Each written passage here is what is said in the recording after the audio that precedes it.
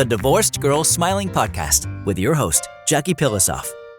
No one should have to go through a divorce feeling alone and isolated. The Divorced Girl Smiling Podcast is a production of Divorced Girl Smiling, where every show is 30 minutes aimed to empower you, help you feel validated and understood, and connect you with some of the best divorce professionals in the industry. So grab a cup of coffee or a glass of wine and start smiling as you join us right now for the Divorced Girl Smiling Podcast. Heard everywhere podcasts can be found and always at divorcedgirlsmiling.com.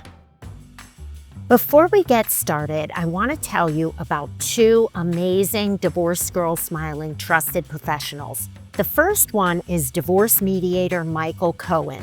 So Michael spent 38 years working as a financial consultant. He was a corporate executive and a team leader, but he was also a father of three who went through an extremely litigious divorce, and it inspired him to do what he's doing now, which is he's a divorce mediator who specializes in parenting plans and co-parenting. Michael has such a passion for this. He's been doing it now for a while. He has a divorce mediation certification from Northwestern University, and he is just really, his business is completely taken off because he cares so much about his clients. If you want to learn more about Michael, you can find him at michaelsmediation.com. The other Divorce Girl Smiling professional I want to tell you about is the law firm of Katz and Stefani. So I have known co-founder of Katz and Stefani, Dan Stefani, for over 20 years.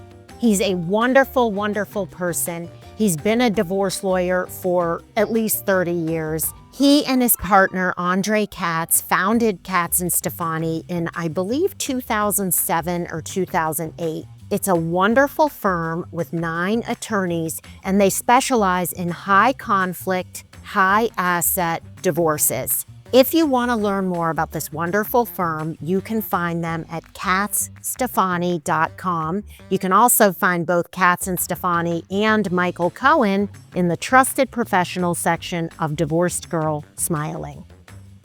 When people are going through a divorce, I think one of the biggest stresses is, am I going to be okay financially?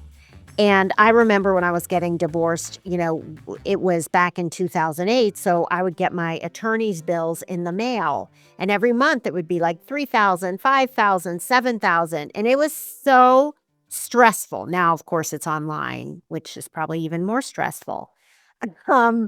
But you're trying to save money. Your ex might have moved out. Now, you're paying all the bills. People get really insecure about money. So what I want to talk about in this episode are 9 ways to save money in divorce.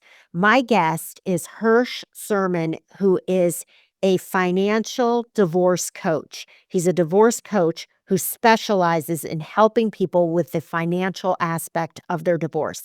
Hirsch is an MBA, he's a CPA, and he's a CDFA, a certified divorce financial analyst. Hi, Hirsch. So good to be on. Thank you for having me. Great to see you again. And I also want to tell everybody listening that Hirsch went through a divorce also. I can't believe I didn't lead with that because I think that's a really big deal. You understand that financial stress that people have, right? I mean, Absolutely. isn't that what everybody comes to see you says? Like, I'm so stressed about money. Even as a financial person, I was stressed going through my divorce as to what was going to happen. And there's so many people that hear what I do and they say, where were you 5 years ago when I was going through a divorce? So yes, it's a very big deal. Where were you in 2008? Okay, so let's go through this list that you put together about all the ways you can stop. Well, I'm going to confess to the listeners. I was going to call this 9 ways to stop wasting money in divorce. And then I just decided, why don't we call it 9 ways to start to save money in divorce? That's a little more positive. We don't want Right. to think we think you're spending too much money. That's not our business to say. So whether it's stop wasting money or start saving, it's kind of the same thing. But let's start with number 1, Hirsch. And the only thing you put on this list is car. Let's talk about your car if you're going through a divorce. Sure. I put car because the vast majority of people have a car, but it really applies to other assets that are depreciable, that lose value. Looking at a car, for example, some people will lease and then they've always got a car payment, or they always want to upgrade their car or something to that effect. But a car can be something that you can drive for longer than you really want to. You can pay it off, and for years, you can not have a car payment. And now you've got a lot of flexibility. So if you, just as an example, if you've got a $500 car payment, which I don't think is that high a car payment in today's world, and you can drive your car for 3 years without a car payment, you've got $18,000 that you could Right. potentially have put away, whether that's reduced credit card bills at 25, 30%, whether that's 18,000 to put down on your new car and not have to finance that. There's a lot of different things, but it gives you options that you can do. The other thing with the car is you can do things a little cheaper and a little easier for yourself. You don't always have to go to the dealer, as an example, to get it repaired. Dealers tend to be more expensive. When you take it in for your 40,000-mile inspection, they're going to offer you a slew of things, and you've got to say to them, are those recommended or necessities? Because they might throw in $1,000 worth of things that are nice to have, so to speak, but really not necessities. And you can spend a lot of money without realizing it. So just double checking those kind of things can be a huge piece of that. Okay, now this is one example of if you're working with Hirsch and he's your financial divorce coach, you can call him and say, "Hey, what should I do about my car? My lease is up." And then he'll take you through all the options and have this conversation with you. And the other thing is Hirsch might have a meeting with you. I don't know, is this how you work, Hirsch? You have a meeting with someone and say, "Okay, let's talk about how you can save money." And you kind of personalize this whole podcast for somebody, and of course, the car might come up. Right.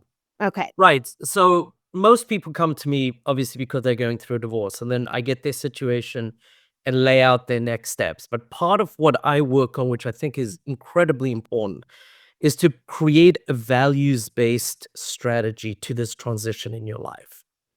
So, what are the things that are important to you? What are the things that are keeping you up at night and the concerns that you have? Those have to become part of that conversation so that we can address them ahead of time. You don't want to wait till the divorce is final and then start figuring these things out, because sometimes you have to work on it 6 months, 8 months, even a year before, sometimes, depending on what they are. It's so smart to be really proactive because then when you get divorced and the day your divorce is final, you're already set up for your new life. Right. And you're not like, okay, now what do I do? Oh, I have all this debt. Let's get rid of this debt. Like it's all already been addressed up front. Absolutely. And, I think one of the key things is that, as you said, be proactive. And I think so many people, they just don't know what to do. And that is real. I mean, that's an issue. I was like that when I was going through my divorce. I didn't know what the next thing to do was.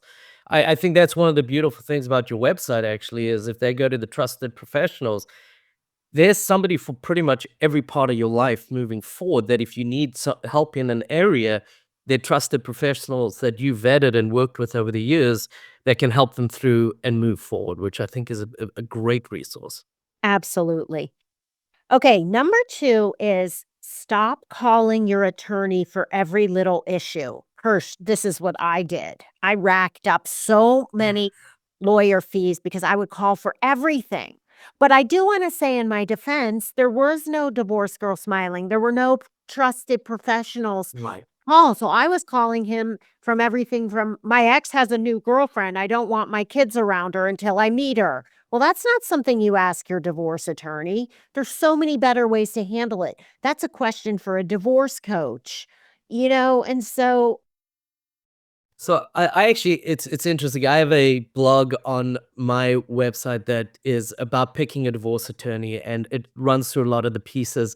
One of the major key things that people need to be aware of is there's this trick question, and I put it in air quotes. It's how are you doing? Because if you're paying by time, right?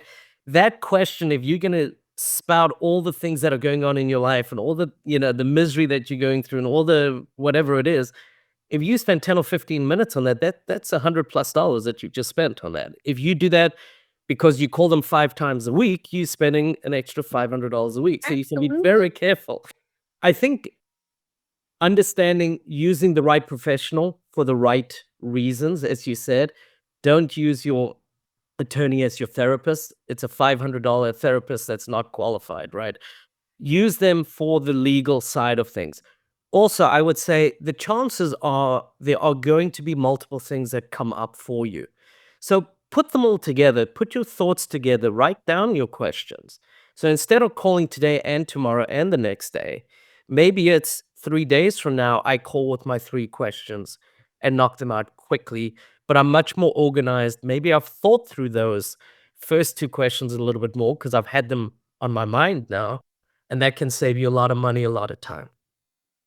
And also, you can email because if you Also, call, you're racking up minutes. Email, they still charge, but it's not as much. So really, you can get a lot more done through email. The other thing I was going to say is, Hirsch, you just said, don't use your divorce attorney as your therapist. I think don't use your therapist to complain about your ex because you're paying your therapist too. Use your girlfriends to complain about your ex. You can tell your girlfriends anything, but your therapist, just keep this in mind if you're listening to this. Your therapist is there to work on you. Your therapist isn't there.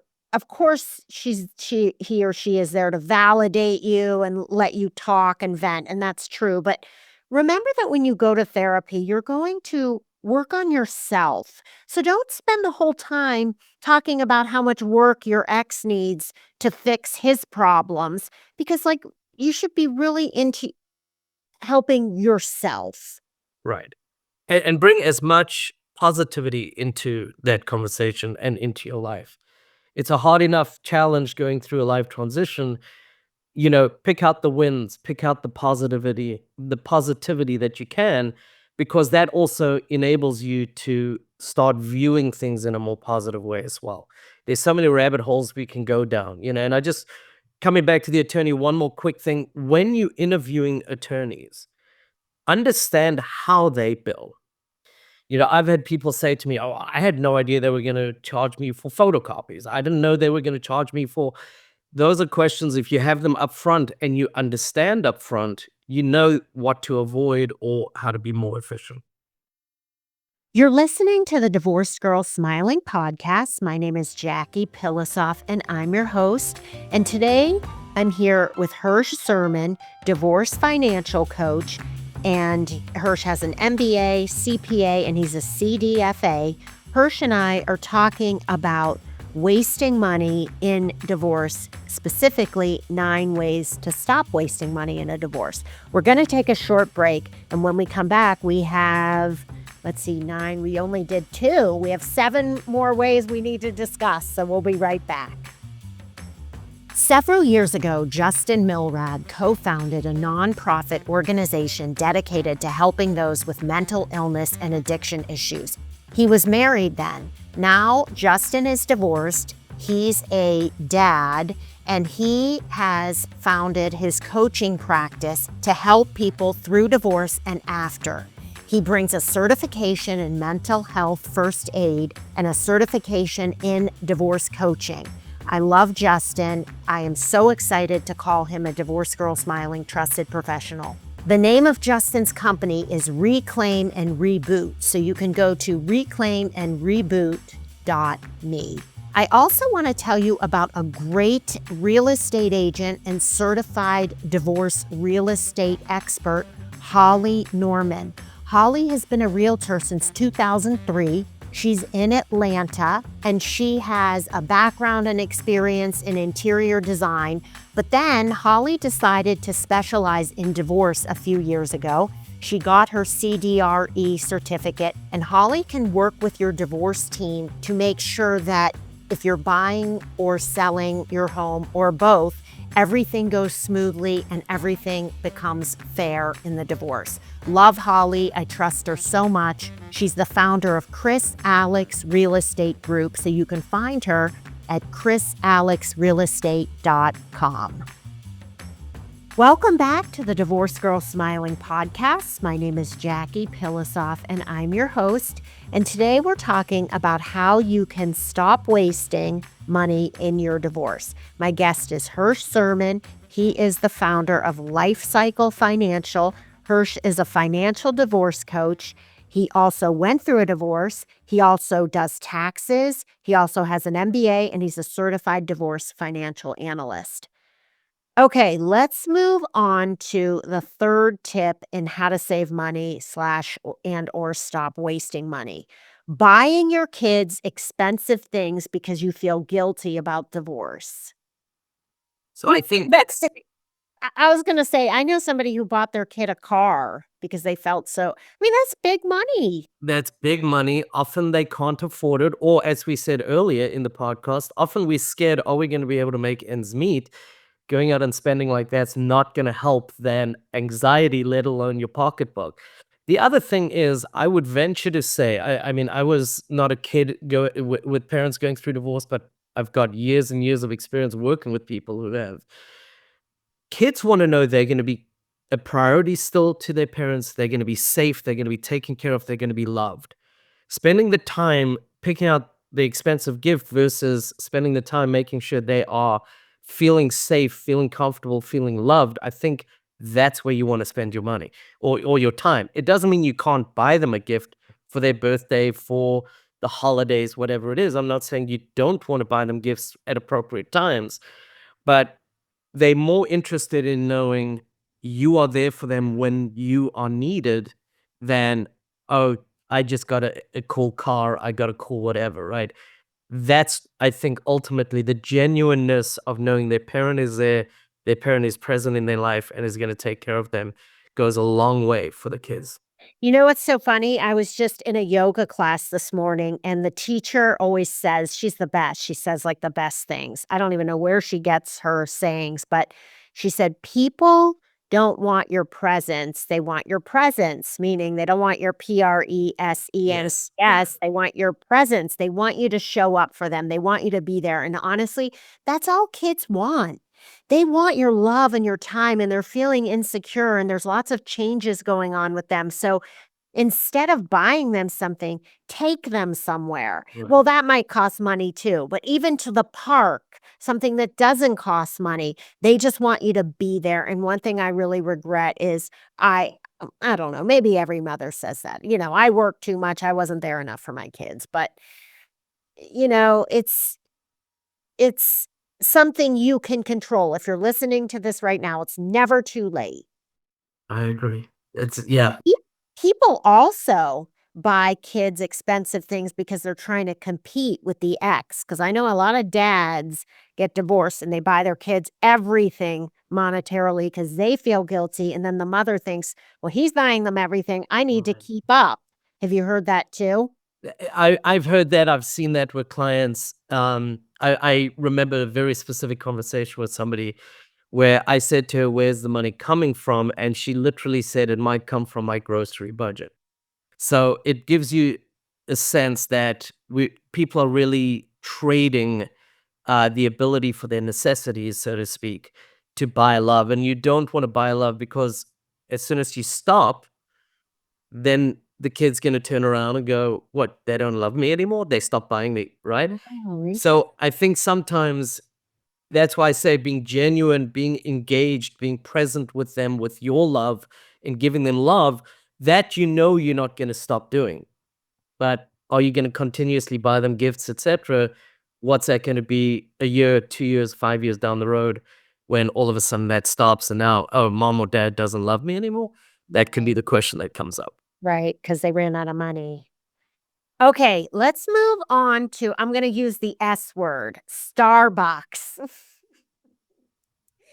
I mean, this is like a pet peeve of mine.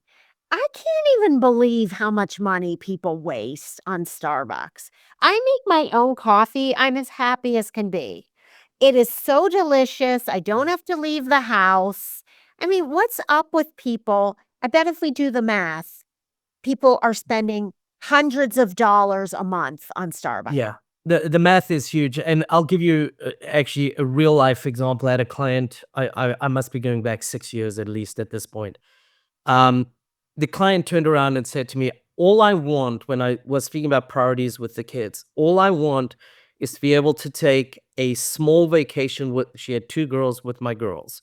She wanted like a 4-day weekend somewhere.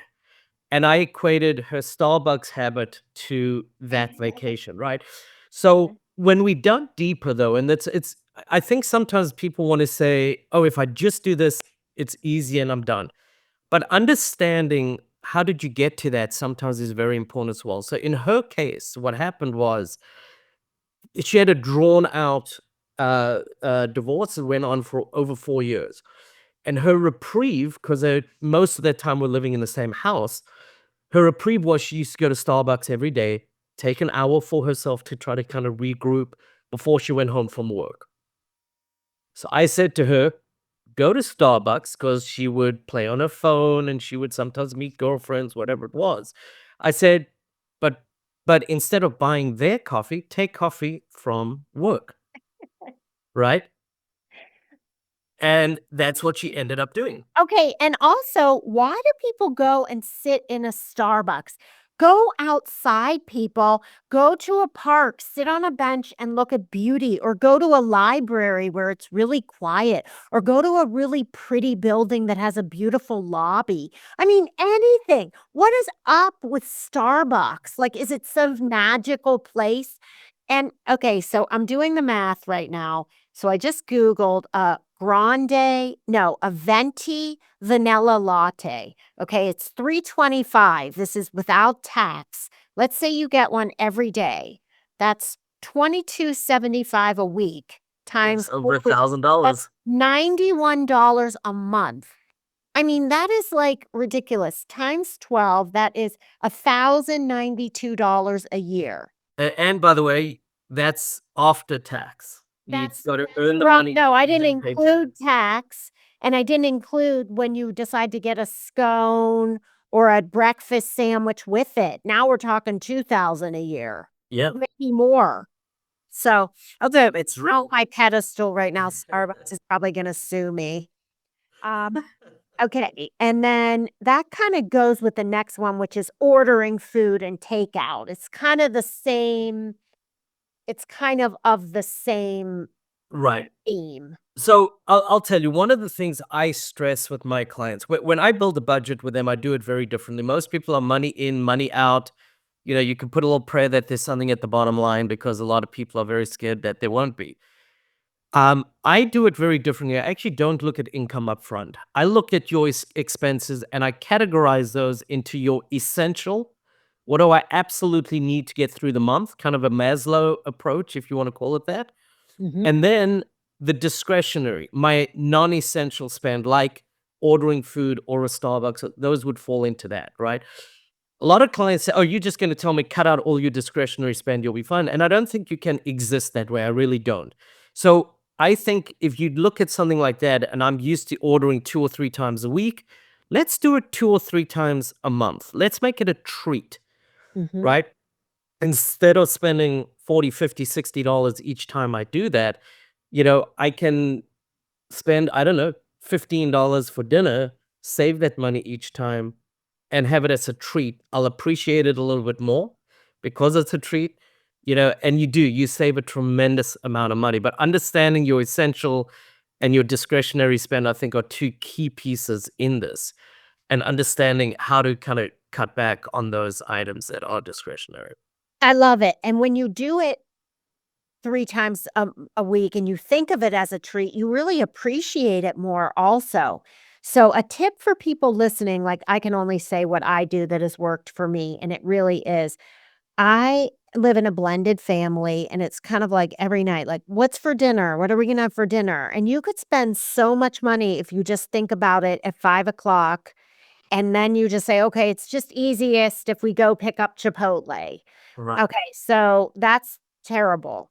So I at least say to myself, "Okay, every week I'm gonna go to the grocery store and I'm gonna plan." I do it, like, on a Sunday, and I say, "I'm gonna plan 3 meals. I'm gonna buy all the ingredients for the 3 meals." It could be spaghetti and meatballs, whatever you want, although we hope to aspire to a little healthier than that. But if you have at least 3 meals, you're saving money, you're saving time, you kinda know what you're doing, and then you really appreciate those nights where you're like, "Ooh, Chipotle, that sounds good, haven't had Right. it in a while." Right. And I think, if you plan it like that, the articles and things that I've read about that is you'll save up to about 15% on your grocery bill. You're going to spend a lot less than, or save a lot more than 15% if you're not eating out three or taking in 3 times a week as well. That becomes a significantly larger savings on your food bill. Yes, and also when you don't plan because before I started doing this, I would walk up and down the grocery aisles going, "What the heck am I gonna make this week? What do I have?" And I didn't have the organization in my mind to be able to do it. It was a nightmare. That went on for years.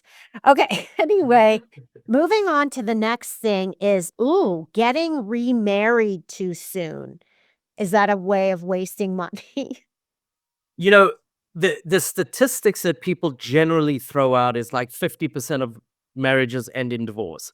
If you break that down, actually, first marriages, the statistics that I've seen of late is about 41%, and for second marriages is 60 plus percent. So there's a huge increase. And I think obviously going through divorce is expensive, right? So if you rush into it, you're marrying for the wrong reasons. I want somebody in my life, so I'm going to find somebody who's good to me for a minute. Those are not the right reasons, obviously. You do need to plan as a blended family. What financial obligations am I bringing? What is my spouse bringing? What are our new combined ones? Really understanding how is this going to work? Because those can all create conflict if you don't think about those ahead of time. And so, 100%. absolutely, it can be very, very expensive. If And you I do that. tell people, I never tell somebody not to date. I never tell somebody not to fall in love. You can act like you're married, you can get rings, you can do whatever you want. But when you get married, it is a very big financial decision. Being married, getting married and or getting remarried. It is people don't even realize it because 'cause they're so blinded by the love, which is beautiful. That's a wonderful thing, but they never think of the financial aspect of being in a marriage. Even first marriages, I tell young people who you marry, this is a terrible way to look at it, but you have to, it's realistic, is going to shape, or I should say, could shape your financial life for the rest of your life. You Absolutely. have to think about that. Same thing for second marriages. And they can be spendthrifts or they can be great at it. But again, it's going to sculpt moving forward how your finances are for the family. Absolutely. Hirsch, this has been so wonderful. I love the whole conversation. Thank you so much for being here today. It's always a pleasure being on. I appreciate it. Thank you. And tell my listeners how they can reach you if they want to consult with you or if they need help. So the easiest way is my website. It's lifecycle.financial. It's the name of the company. Again, that's lifecycle.financial. There are blogs, there's resources. And if you go to the contact page, you can send me an email and I will respond pretty quickly. And that's the best way to get in touch with me. You can also find Hirsch in the Trusted Professional section of Divorced Girl Smiling, which is divorcedgirlsmiling.com. Thank you so much for listening, everyone. We'll talk to you real soon.